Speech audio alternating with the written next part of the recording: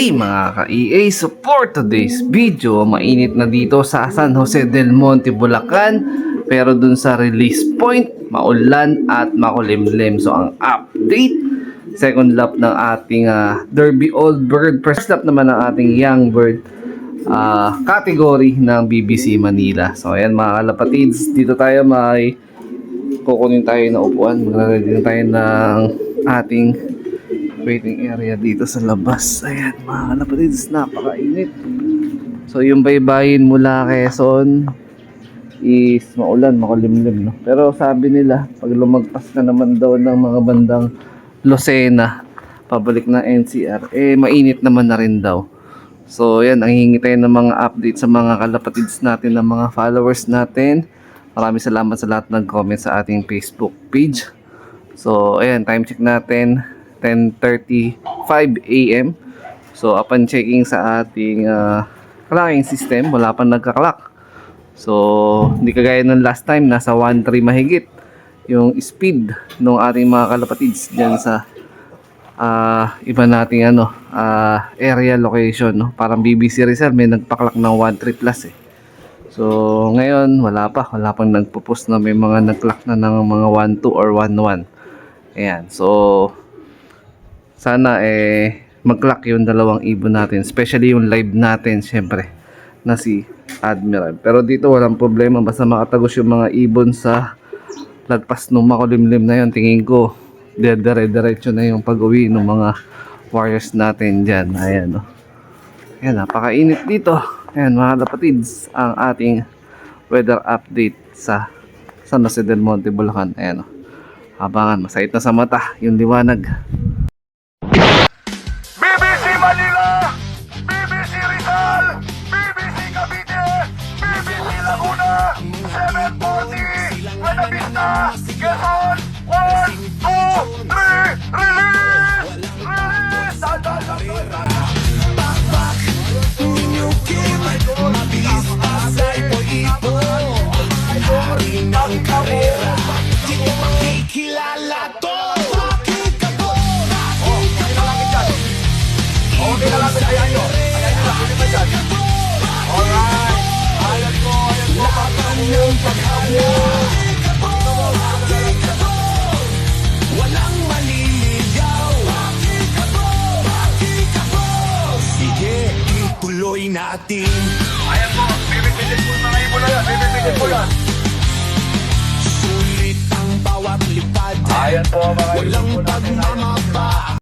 A few moments later. Update tayo mga ka-EA. Time check natin 10:48 AM. So nag-check na tayo ng clocking system at meron na mga nagpa-clock. Congrats, especially sa lap winner. 1:1:30 plus ang top speed ngayon para sa second lap. So para nasa less than 500 pa lang ang nagpapaklak ngayon. Pero yun, good thing kasi may mga lumusot na, may mga tumagos na. So tayo dito sa Bulacan nag-aabang pa. So yung 1,000 speed natin papalo ng 1050, no? Mga ganon. So flash ko na lang sa screen yung ating forecast ng ating karera. Cut off naman natin pasado alas 12. Ayan, sana umabot sa tamang oras yung dalawang ibon natin, especially nga yung ating live, no? Pero yung isa, parang ano na lang yun, tsambahan na lang kung makakapagpaklak yun si Lady Inbreed, no? Pero in-entry pa rin natin yun sa sa first lap ng YB. Binigyan pa rin natin ng pagkakataon. So sa mga tropa naman natin dito sa subdivision, meron kaming maliit na palaro, no? So dahil meron nga tayong Kalapatid Speeds na sponsor, so meron din tayong in-sponsor sa mga tropa natin dito. So siyam na lap kami dito sa loob na meron ding mga kanya-kanyang inaabangan. So ang pinakamabilis sa aming siyam na lap mananalo ng 5 kilong patoka. Ayan, galing sa akin na nanggaling din sa Kalapatids.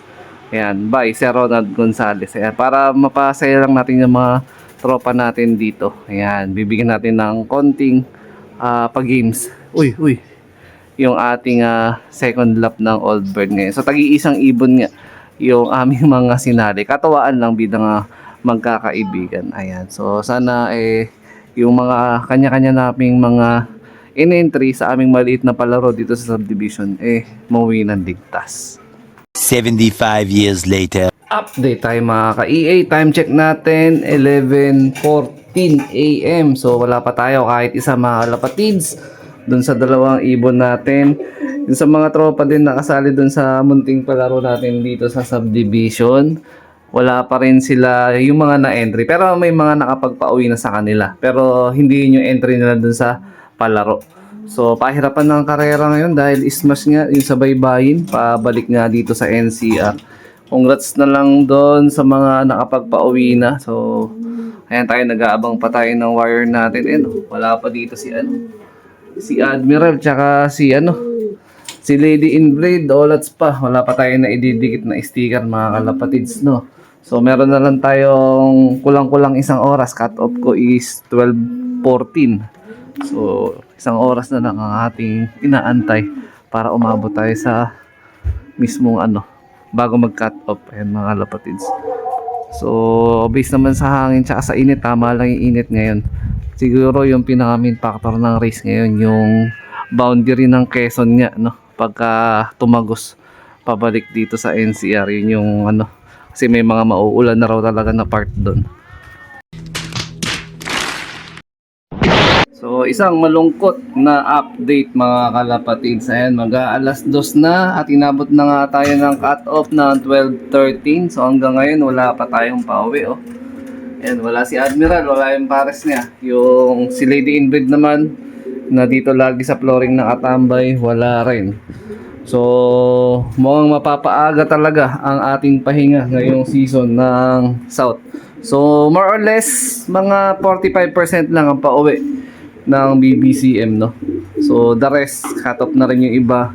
So, congrats pa din kahit mga nag-cut off yung mga ibon ng mga kalapatids natin kasi mahusay talaga sila, literal, no? Tinagos nila yung maulan na panahon sa Quezon. Ayan mga kalapatids. So, tayo, 0 out of 2 tayo. Pero inaasahan natin na makakauwi sila hanggang bukas. Kung hindi sila umuwi bukas, wala. Proceed na tayo sa susunod na season. Makikiantabay na lang tayo sa mga karera ng mga tropa natin. Baka mag-loop visit na lang tayo sa susunod na linggo kasi wala na tayo aabangan. Baka doon ako makiabang sa tropa. Ayan, so ganun talaga. Actually, lulungkot talaga ako kasi ito na yung pinaka maigsing derby natin, no? Second lap yung ating inabot. The rest, minsan, kadalasan inaabot naman tayo ng bago magtawid dagat or tawid dagat pag south or hanggang dulo, hanggang last lap. So, sa ngayon, ang aga natin na na eliminate sa karerang ito. Ayun.